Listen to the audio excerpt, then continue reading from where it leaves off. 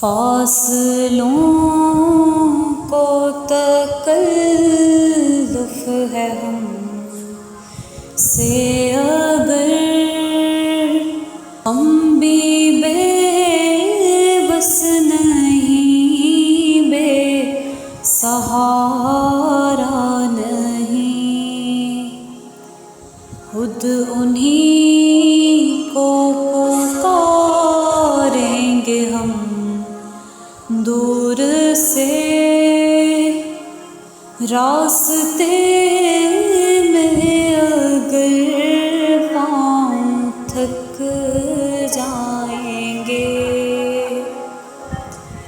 हम मदीने में तन्हा निकल जाएंगे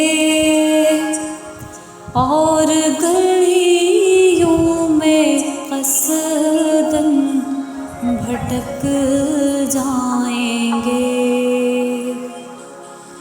हम वहाँ जाके वापस नहीं आएंगे, ढूंढते ढूंढते लोग थक जाएंगे। ऐ मदीने के ज़ाहिर खुदा के लिए दास्ताने सफ़र मुझको यूं मत सुना।